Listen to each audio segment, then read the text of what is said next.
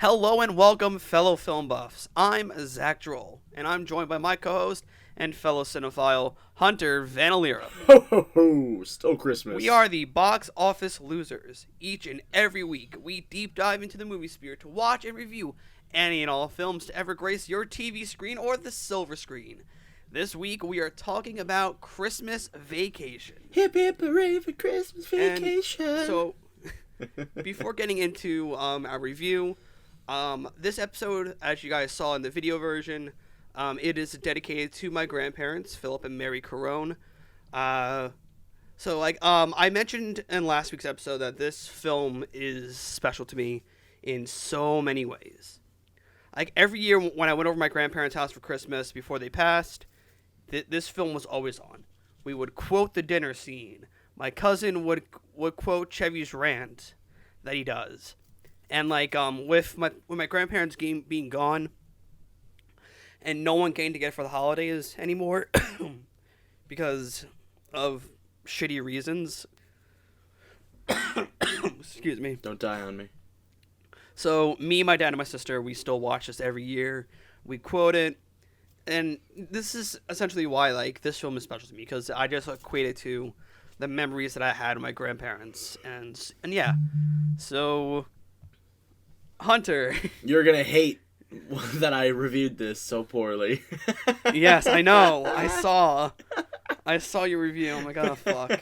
It's not that it's a bad movie. I talked about it before. It's not that it's a bad movie. It's just that I don't know half these. I know who Chevy Chase is and I know his character, but I don't know half what's going on with all these other side characters and why they're all shitty. Well, okay. So, If you want to know a recurring gag in all of the vacation movies, the kids are never the same actor. oh, I'm aware of that one. Yeah, we talk about it. Legit, they are never the same. Well, it's because they grow too old in between. That, and also it's just a funny gag. Oh yeah, it's funny for sure. You just all the kids keep changing. They still vaguely look like the mom and the dad though, which is good. You always got to get kids that look like the parent actors, or it's just a weird mess. So, Zach, you want to do the overview since this is your movie? Yeah, I'll do the overview. National Lampoon's Christmas Vacation is a 1989 American family comedy film, the third installment in the National Lampoon's magazine vacation film series. Christmas Vacation was written by John Hughes, who based this movie off of the Christmas '59, his short story published in the National Lampoon's magazine. Which is kind of cool that we're doing another John Hughes type movie as well. Yeah, and we're also doing another one based off a magazine, with Christmas Story being based off a Playboy article. Yeah. Which I always think those are kind of cool. So, do you want to read the cast, my guy? We'll run through the cannot cast. fucking read last names. So, Chevy Chase plays Clark W. Sparky Griswold Jr. Beverly D'Angelo plays Ellen, his wife. Juliette Lewis plays Audrey in this one. Johnny Galecki plays Russ in this one. Miriam Flynn plays Katherine Johnson, and Randy Quaid plays Eddie Johnson. Those are the big old main characters. I didn't really want to get into the whole cast because there's quite a lot of characters. You have the grandparents on both sides. Yeah. You have the uncles. Well, you have you could have listed the neighbor. For some reason, you could have listed Ellen's mother, who was the mom from Everybody Loves Raymond. Yeah, I recognize her. The funny thing is, we have Leonard in this movie. This is before he blew up and was on Roseanne. Oh my god, that's him? Yes. I did not know that. I didn't recognize him at all. I knew the name. I was like, Galecki. Who the fuck is that? Yeah, that's Leonard. That's Leonard? Oh, no. Yeah. That's fucking hilarious. And Juliette Lewis is a huge actress. In my notes, I'm like, damn, she's young in this. What the fuck? Damn, I didn't know that was Galecki. Crazy, yeah. Because then he went on to do Roseanne, and then he hopped into a bunch of stuff, and then Big Bang for 12 years or whatever. 15. Yeah. So, yeah, that's crazy. I didn't even recognize that was him. He doesn't look the same at all. Well, he was a kid. I'm well aware, Zach. Thank you. The budget of this film was $25 million, and it garnered $73.3 million at the box office. That is a smash right there. That's triple. Almost triple. Yeah, this film, for me, as I stated, it's one of my favorites. It definitely has its moments where it doesn't age Oh, well. there's a lot to love here. Like, I understand what you mean by this is like one of your favorite Christmas movies, if not one of your favorite movies. I can see why you like it. It's just, for me, it's, I don't know. I'm gonna do a different style of comedy, maybe. This movie essentially is an acquired taste, more or less. No, I get it, yeah. Yeah, do you want to read the notes? Yeah, so in this episode, we're going to talk more about National Lampoon than the movie in general, just because we've never covered a National Lampoon movie before, and I didn't know any of this before jumping into the National notes. Lampoon Van Wilder series, man. Oh, God. I know about Van Wilder. That's Ryan Reynolds right there. That was based off Bert Kreischer, actually. Really? Yeah. He sold his story to, I forget where he sold it to, and then National Lampoon stole it and didn't credit him. So there's a episode of the Joe Rogan podcast where he's talking about how he called up the executives one day, and he's like, "Hey, I don't want any money from you guys. I'm not going to sue you guys, but is National Lampoon Van Wilder based off my college story?" And there's like 3 minutes of silence on the phone, and they go, "Yes," and then they hang up immediately. And Bert's like, "I fucking knew it." So, National Lampoon, I'm not shitting on them or anything, but, like, it's cool that they have, like, these weird-ass stories that, like, tie into all this stuff. It's cool. We'll talk about it in a sec, but, so National Lampoon was an American humor magazine which ran from 1970 to 1998. It's actually Mad Magazine. Yeah. The magazine started out as a spin-off from the Harvard Lampoon. National Lampoon magazine reached its heights of popularity, critically acclaimed during the 1970s when it had far-reaching effect on American humor and comedy. The magazine spawned films, radio, live theater, and various sound recordings and print products, including books. Many members of the creative staff from the magazine subsequently went on to contribute creatively to successful media of all types. In 2015, a documentary film was released called National Lampoon Drunk, Stoned, Brilliant, Dead. The film featured a great deal of content from the magazine, as well as interviews with staff members and fans, and it includes how the magazine changed the course of humor. That's pretty interesting. Oh, yeah, and then the next note is about the Netflix movie that came out. You can read that one.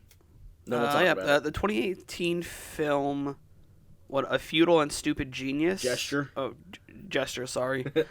A biography of co-founder Douglas Kenney also depicts the magazine's early years. The film was described by a 2018 New York Times article as a snapshot of a moment where comedy's freshest counterculture impulse was gleefully crass and willfully offensive. Mm.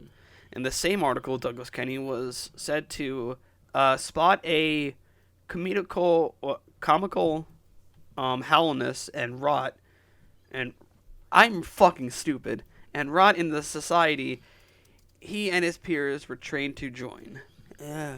It's got a bunch of comedians in it. Joel McHale actually plays Chevy Chase in that movie, which I think is hilarious because of their tie to Community. Mm. And also, Joel McHale kind of looks like a young Chevy Chase. Not, like, too hard, but, like, a little bit. So this movie came out on Netflix, and it's just about, like, the, like, comedy culture magazine. It's also about National Lampoon. It's cool, like, what it discusses. We'll probably talk about it on the show eventually. It's got a bunch of crazy actors in it. Will Forte's in there. Like I said, Joel McHale, Ken Jeong, I think, is in there. It's like a bunch of comedians. It's pretty good. I did not know this, so that's pretty nice. Yeah. So, National Lampoon's Vacation film series is a comedy film series initially based on John Hughes' short stories of Vacation 58 that was originally published by National Lampoon magazine. The series is distributed by Warner Brothers and consists of 5 main films, 2 of which are not sponsored by National Lampoon, and 1 is a spinoff. In recent years, the series has been an inspiration for various advertising campaigns featuring some of the original cast members. The series portrays the misadventures of the Griswold family, whose attempts to enjoy vacations and holidays are plagued with continual disasters and strangely embarrassing predicaments. It's true, 'cause, like, almost, I think, from, like, the very first Vacation into this, like, I'm not sure, almost every vacation movie, a pet dies. Oh, dude, that cat fucking goes. I know. I was like, oh my god. Yeah. National Lampoon's Vacation was directed by Harold Ramis. Hell yeah. Wow. And written by John Hughes, the film follows Clark and Ellen Griswold as they take their two children, Rusty and Audrey, on a cross-country trip from their home in Chicago to California theme park Wally World. Hell yeah. Planned out by Clark, the trip begins to go awry after getting lost in... Oh, this is the first one, yeah. This is describing... Why are we talking about the first one when we could be reviewing the first one? We're just giving a quick overview. It's just the overview of it, because I figured since we haven't covered any of them before, we just talk about each one as a whole just to describe the series getting into what we're talking about. Like, the series does not follow any linear path, though. I know, but still. It's still got the same peeps. Just read it, Zachary. There's not a lot of notes. Okay. Oh, and the trip begins. Arrive, getting lost in St. Louis. From there, they make it to... Coolidge. What was it? Coolidge, Kansas, where they spend the night at the home of Ellen's cousin, Catherine, and husband, Eddie. There, they are forced to take Ellen's aunt, Edna, and her dog to Phoenix, Arizona. Along the way, Clark accidentally drags the dog by the back of the car. Yeah, from the back of the car. Edna dies during a long way of driving, dropping her body off at cousin Normie's house in Phoenix. Then soon make it to Wally World to find out that it is closed. That's fucking funny, dude. I think the first one's probably good. I think I've seen that one. I forget which one I've seen. I know I've seen, besides the reboot and this one, obviously, I've seen one of them. I can't tell if it's the first one or the European one. I've seen the first one. I've seen a little bit of Euro, and I've seen Vegas Vacation. Maybe I saw Vegas. I don't know. Anyway, so National Lampoon's European Vacation was directed by Amy Herkling and written by John Hughes and Robert Klein. After becoming the winning family of a game show called Pig in a Poke, the Griswolds win a 2-week trip to Europe. The vacation begins in London, where they pay a visit to sites such as Big Ben, House of Parliament, and Buckingham Palace. Having trouble with driving on the left side of the road, Clark ends up in many accidents and unknowingly knocks down Stonehenge. How? From there, we stop in France, where the camcorder gets stolen in West Germany. They spend the night at strangers' house and mistake them for their relatives, and in Italy, where they become involved in a robbery and kidnapping. This is the first of 2 vacation films that does not feature Randy Quaid, or Cousin Eddie, and the second film is Vacation for 2015. Mm-hmm. Yeah. You want to read this one? Oh, yeah, for sure. I didn't know if you wanted to read it or not. Nope. You're like, I can't pronounce half the words in that sentence. I'm gonna die. So National Lampoon's Christmas Vacation was directed by Jeremiah S. Shachik and written by John Hughes again. The film follows the Clarks attempting to deliver the most fun-filled, old-fashioned family Christmas ever, as Clark's parents, aunt, uncle, and Ellen's parents, Catherine and Eddie, family begin to arrive early. He becomes obsessed with ensuring that everything's going right. Meanwhile, he's also expecting a large Christmas bonus from Frank Shirley, his boss, that will cover a surprise backyard swimming pool that he has already ordered. Oof. However, the Christmas bonuses are cut. He instead receives a 1-year's membership to the Jelly of the Month Club, causing him to snap and go crazy. We'll go more into the plot when we get down to the plot section. In 2000... I just want to touch upon this. So the funny thing is, so like as most of the vacation are not like are tied to each other, but so the pool situation in Christmas Vacation. Mm-hmm. When since we're getting into Vegas Vacation, they don't live in the same house in Vegas Vacation. So either that, or they somehow drove their neighbors fucking crazy, as we'll touch upon it, moved them out, expanded their house, and they're able to put a pool in that way. But yeah, because the house is a lot bigger in fucking Vegas. Weird. And now read about that dumpster fire that was Christmas Vacation 2. So in 2003, NBC aired a sequel to the movie National Lampoon's Christmas Vacation 2, which featured Cousin Eddie's family on a Christmas vacation in the South Pacific. Randy Quaid, Miriam Flynn, and Dana Barron reprised their roles from the previous vacation films alongside newcomers Jake Thomas, Edward Eisner, Sung Hee Lee, and Fred Willard. Rest in peace. So yeah, dude, I will never watch that film. I did not like Cousin Eddie's character at all. Oh, it's a dumpster fire. I think that's the point. No one ever likes this. No, I mean like Randy Quaid's character is a dumpster fire on purpose. I just didn't like him. Well, no, I'm talking about. Oh, that one? Movie. Yeah, I know. It's a dumpster fire. Yeah, it's hot trash. They were just trying to cash in on the Christmas Vacation vibe. and they saw Eddie as good comic relief because he was comic relief in the first one, but he wasn't good comic relief. Yeah, he was comic relief in the Christmas Vacation, but like it was just He was good. annoying. It was just good to see a juxtaposition of Perfect Family and Dumpster Family. So, Vegas Vacation was directed by Stephen Kessler, and written by Ellis Bell, based on the story by Bell and Bob Dusay. yeah, this isn't even a After John rece- Hughes film. That's weird. After receiving I think John Hughes stepped down. Or died. No, remember he died in 2015. Oh yes. We talked about this during Breakfast Club. After receiving a large bonus check from Frank Shirley, Clark takes his family on vacation to Las Vegas. Immediately hitting the blackjack tables, he begins to blow all of his money, resulting in them breaking off in their own direction. While he tries to regain his money through the help of his cousin-in-law Eddie, Ellen becomes more infatuated with Wayne Noonan as Rusty wins big at the dice table when Audrey turns to go-go dancing with her cousin Vicky. Right. The film is notable for being the first and to date only installment to receive a PG rating from the MPAA. Wow, it's a PG rating and they go to Vegas. That's a miss on their part right there. So I think this was before the MPAA No titties for started you. cracking the whip a lot harder. Yeah. Because I've seen this movie a lot, and this one goes out there. I believe it. And finally, Vacation is a 2015 theatrical installment of the films written and directed by John Francis Daly and Jonathan Goldstein. Following in Clark's footsteps, a grown-up Rusty Gridwall, played by Ed Helms, surprises his wife Debbie, played by Christina Applegate, and their two sons, James, played by Skylar Gisondo, and Kevin, played by Steele Stibbins, with a cross-country road trip back to Wally World in an effort to recreate the family vacations he had with his parents and sister Leslie Mann. It is the first entry since the original to receive an R rating, and I like this film a lot. Chris Hemsworth was in it. It was just a nice little jaunt. I didn't really know what the vacation films were. I knew the legacy of them. I just didn't know what they were. So when I watched this film, I was like, this is kind of cool.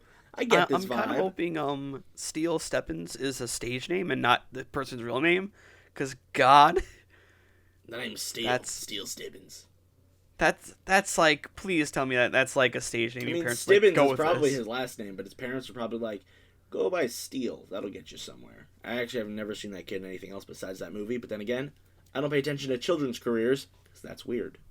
So I was happy to see Christina Applegate in this, because also, like, when I was growing up, I used to watch Married with Children, and Kelly Bundy was, like, TV crush. Oh, no, you're missing Peg Bundy. She's the real TV crush. God, shut up. Shut up. Katie Seagal. Oof. Well, yeah, Katie Seagal, yes, is also a bombshell. But Christina Applegate, man. Oh, no, I totally believe. Dude, Anchorman. Done. Yeah. We should cover that one at some point. National Lampoon's Christmas Vacation originated from a short story written by John Hughes called Christmas 59. Which was published in December 1980 issue of National Lampoon's magazine.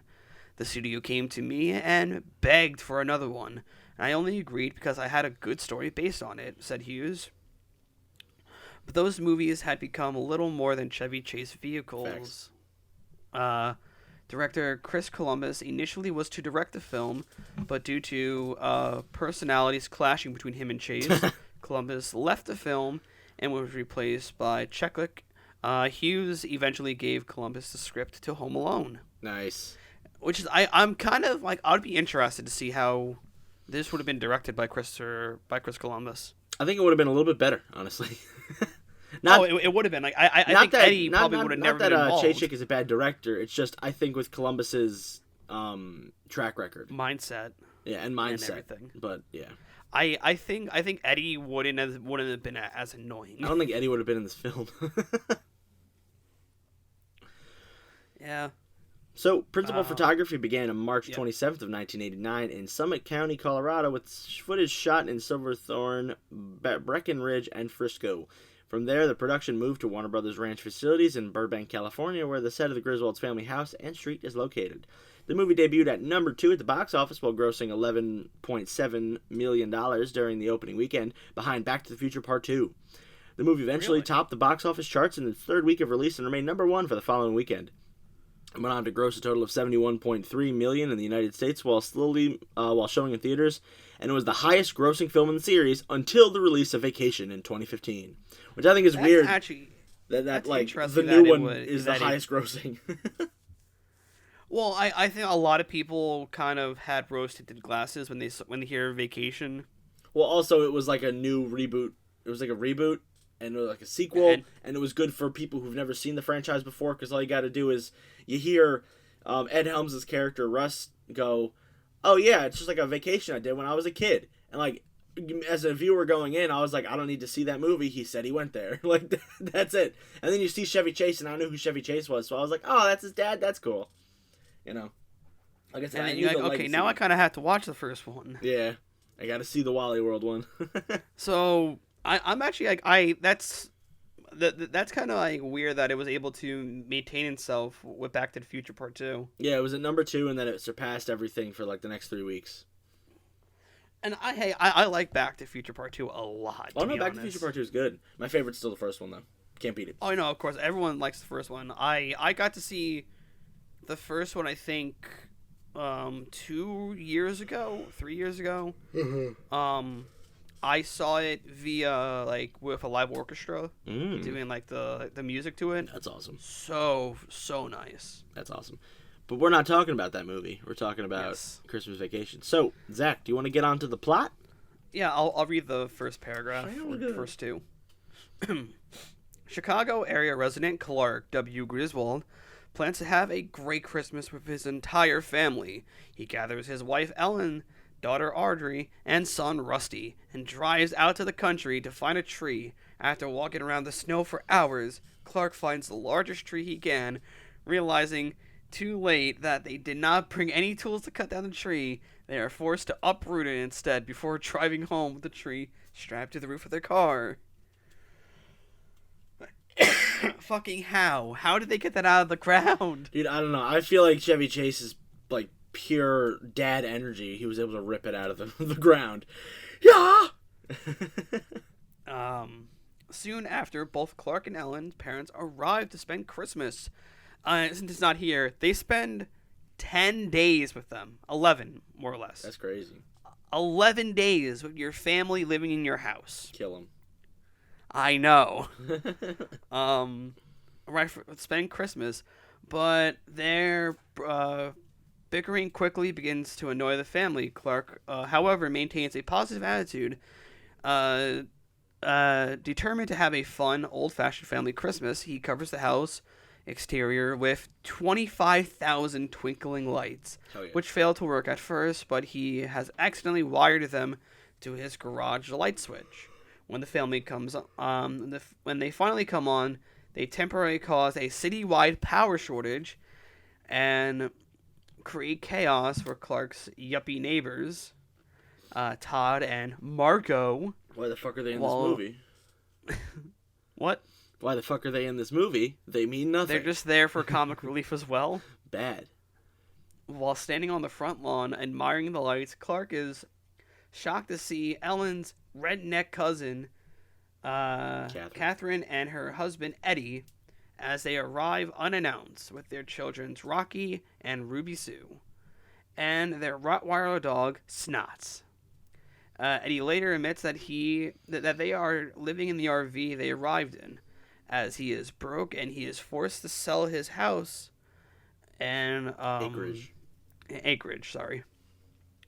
This is a lot to read. That's why I'm kind of losing track of where I am sometimes. All good. Clark offers to buy gifts for Eddie's kids so they can still enjoy Christmas soon. Afterwards, Clark, senile Aunt Bethany and grumpy Uncle Lewis arrive as well. Yeah. My two favorite characters. They're the worst characters. Shut up. They're my favorite characters. So Clark begins to wonder why his boss Frank Shirley has not given him his yearly bonus, which he desperately needs to replace an advance payment he has made on installing a swimming pool for the coming summer. After a disastrous Christmas Eve dinner, along with Bethany's cat getting electrocuted and exploding, and Uncle Lewis accidentally burning down the Christmas tree, he finally receives an envelope from the company's messenger, who had failed to deliver it the day before. Instead of the presumed bonus, the envelope contains a free year's membership for the Jelly of the Month Club. This prompts Clark to snap and go into a tirade about Frank, and out of anger, requests that he be delivered to his house wrapped in a bow so Clark can insult it to his face. Eddie takes this request literally, drives to Frank's mansion and kidnaps him. Frank admits to have canceled the Christmas bonuses, and Clark chastises him for it. Meanwhile, Frank's wife Helen calls the police, and a SWAT team storms the Griswold house and holds everyone at gunpoint. Frank decides not to press charges and explains the situation to his wife and the SWAT leader, who scold him for his decision to scrap the bonuses, and he decides to reinstate, with Clark getting a bonus equal to last amounts plus 20% as compensation. That's fucking crazy. Funny thought. You can actually have a fun drinking game with this movie for how many times a window gets broken. Or how many times they drink in the movie. No, not even. Like, you can legit, like, every single time a window is broken, you can get fucked up in this movie. Oh yeah, there's at least 7 times. So if you play it by shots, you're done. Yes. Do you want to close us out with the plot? Yeah. Hell yeah. The family heads outside when Rocky and Ruby Sue believe they see Santa Claus in the distance. Clark tells them it is actually the Christmas star, and that he finally realizes what the holidays mean to him. Uncle Lewis says, that's the light. That the light is coming from the sewage treatment plant, reminding Clark that Eddie has been dumping sewage into the storm drain. Gotta love Eddie. Before Clark can stop him, Uncle Lewis tosses a match used to light his cigar into the drain, triggering an explosion. The explosion sends a Santa sleigh decoration flying into the sky. Aunt Bethany starts singing the Star Spangled Banners, and everyone joins in as the flaming decoration flies into the distance. The entire family and the SWAT team members then celebrate inside the house, while Clark and Ellen happily share a Christmas kiss, and Clark stands outside satisfied that he has the Christmas that he's always wanted. Hell yeah. So, okay, before we get into your notes, or mainly my notes than your notes, because I have just one thing. Yeah. Why do you hate Aunt Bethany and Uncle Lewis? They're just annoying, and they did not add anything to the plot. They came in right at the end, like they needed to spice up the comedy. Like the director was like, "Shit, we need more characters to make it funny." So they added these 2 grumpy old people, and I was like, "This is fucking dumb. Like you already have 6 old people. You don't need more." See, but those 2 characters are the reason why my Christmas dinners in the past were funny. I don't get how. Because we legit mocked the Grace died 30 years ago every time. And then I just thought they were kind of like wasted characters. Give the lines to the characters they already had. You don't need to fill the house with more and more people. All right, I'm going to read my note since I just have one little thing. Yeah. The mall scene will be the one thing with this film will be the one thing of this film that doesn't age well. Besides Chevy Chase. So actually, that mall was not really a mall. It was it's a law school. That's cool. If you watch I watch a lot of travel channels, a lot of travel YouTubers that kind of go to famous film locations. That's cool. Yeah, it's actually a law school. Well, is it a law school now, or was it always a law school that they repurposed? It was always a law school. Okay, gotcha. I know sometimes they like repurpose old things once they're out of picture, but yeah. So let's move on to my mid-movie notes, because this is the first time I was seeing this film, and boy, do I have some opinions. So, yes, you do. Right when it started up, I said the animated intro is nice and fun. This is during the scene where Chevy Chase is driving the car. I said Chevy Chase has fantastic delivery. Sucks that he's an asshole now. Yeah. I said, doesn't the car fly over a cliff of sorts in like every movie? Well, this was really just a snowbankment. I know, but like you know what I mean. Like, don't they always like jump the car? I think so. I remember they did it in the new one, and then I remember them saying something that always happens. So I don't know. I figured I'd ask you. The scene where Juliette Lewis goes with the Christmas tree and her eyes are frozen. They're playing it like it's nothing, but she's blind. Yeah. It's like, oh, she'll see it later. Her eyes are frozen. What the fuck?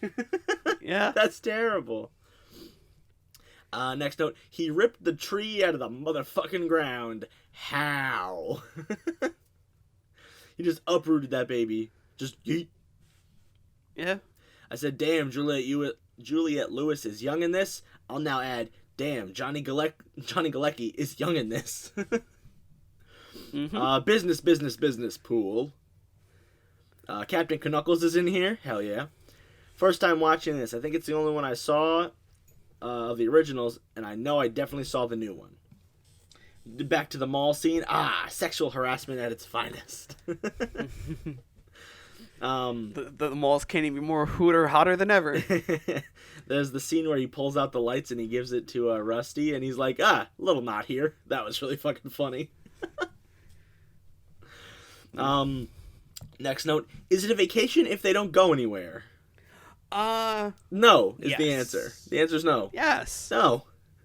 Yes. In every movie but this one, they go somewhere. It's not Christmas Vacation. It's just National Lampoon's Christmas. That's it. It's a Christmas vacation. It's not. It's a vacation for the fucking old people. That's nothing. It's a vacation for Cousin it Eddie. means something. It's a vacation for Cousin Eddie. Admit it, this is Cousin Eddie's movie. God, no. Next note, why are the neighbor characters even here? Why? I think it's just for the slapstick. Next up, the grandparents, Griswold side, are top tier. There's the scene where Chevy Chase fails to light up the lights and his parents like console him like, I can see it, they're great. And the dad goes, I believe in you, son. Like, I was like, they're nice, they're great. Next note, why are the neighbors here? Anyway. Slapstick. Never. I got like 2 more notes about the neighbors, I think. Slapstick. Cousin Eddie doesn't seem that bad, but I haven't seen the other films. Next note, immediately following what I just wrote down. And the gerbils, bro. They're going to put them up each other's asses. Yeah, man. Cousin Eddie was like, we got to get the leather suits and the gerbils. And I was like, no. You do not get the gerbils. Oh, that sledding scene was bad. Ooh, so bad. He just like oils it up and then flies for 3 minutes. I was like, they just needed to extend that runtime and show off one of their sponsors, Walmart. Like, it was just like, oof. Ellen's Christmas blouse is missing a whole ass middle. There's like... She was a bombshell at the time, too, man. Oh, no, she was good looking, but like, the middle of her blouse is just cut out. And I'm like, what the fuck? Why? It doesn't make any sense. I mean, I guess it's a nice Christmas, like, clothes. If I remember correctly, in the first vacation movie, she goes topless for one scene. Gotta go watch the original then. He's gonna kill that cat. Next, they ain't gonna get that out of the carpet. Yeah, he plugs in the lights and it blows up the cat underneath the couch. Immediately after the dead cat, we get another fire joke with Lewis lighting the tree and himself on fire. We have the messenger come in and give the letter to Clark W. Grimm, which I thought was great that he can't pronounce his name. He's definitely not going to get that money from the bonus when he gets the Jelly of the Month Club. That's a terrible bonus. I would quit this job if the boss treated me this poorly. Not because the bonus was bad, but also because, like, during the movie, the guy doesn't even remember his name. He doesn't care. He doesn't want to talk to him. I was like, fuck this guy. No amount of money will keep me at this shitty job. The squirrel bit is nothing and dumb. Only reason why this film is watchable is because of Chevy Chase. Boss redemption, when he gives the bonus with 20%. SWAT, aight then. And then I dig the soundtrack a lot. So, those are my notes. I'm gonna keep on reiterating, though, for the fucking neighbors. It's just there for slapstick. No. I'm gonna tell you no, right now. No. Yes. That wasn't funny. None of their stuff was funny. It kept bringing away from the Griswold family. I watched the movie because I like Chevy Chase for the most part, and I like the National Lampoon stuff.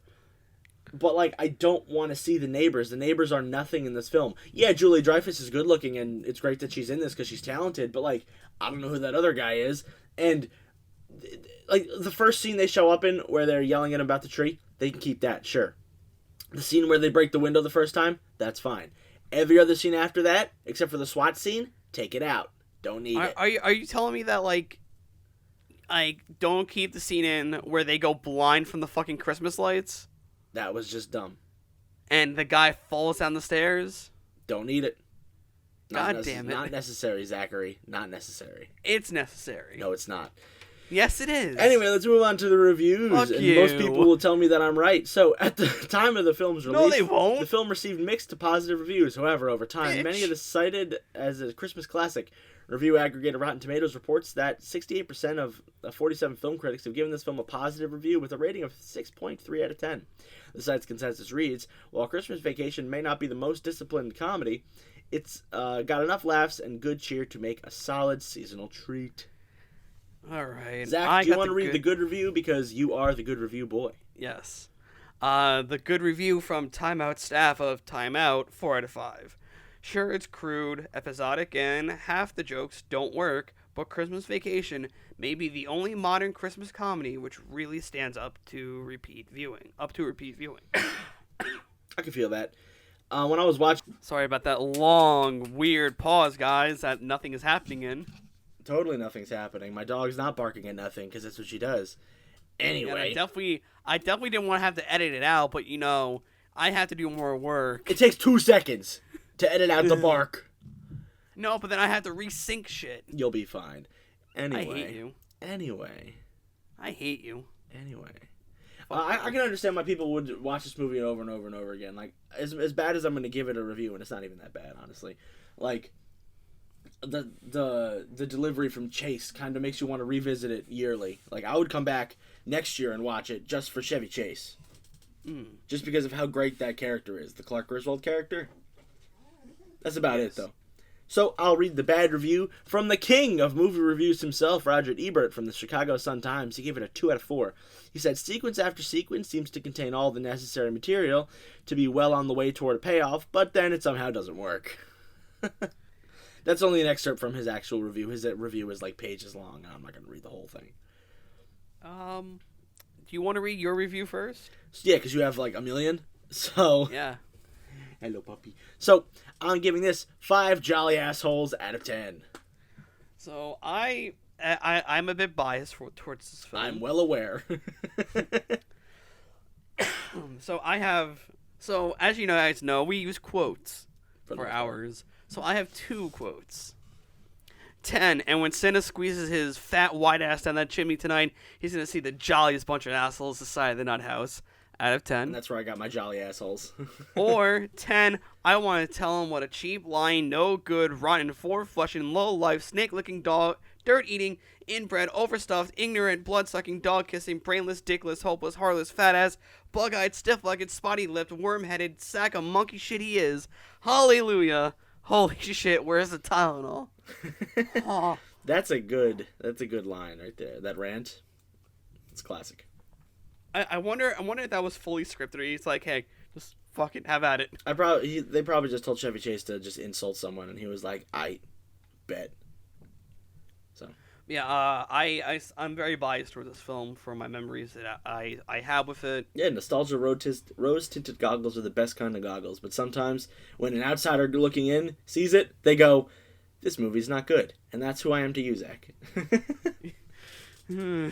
You're sitting there with your rose-tinted goggles on your couch, and I'm in your window yelling through the mirror, this movie sucks! Hey, you better not be saying that towards Elf next week. Oh, you never know, man. I've never seen it. Can't wait to shit on it. Hell yeah. People are gonna hate you. Elf's a classic, man. I know. I was watching the Christmas Chronicles, the Kurt Russell Santa movies, and in the Christmas town that Mr. Claus is from, I called him Mr. Claus, Santa Claus, they play Elf all year round, and I was like, okay then. Hell yeah. Anyway, so, Zach, do you want to close us out? Yep, hold on a second. Thank you for listening, guys. You can follow us on Instagram at BoxOfficeLosers and on Twitter at BoxLosers, but mainly follow the Instagram. Just for random, poster art that we find and our weekly else from posts. We also try to keep you guys up to date with things that are happening. Don't forget to subscribe, leave a review, and share with your friends on wherever you're listening from podcast land.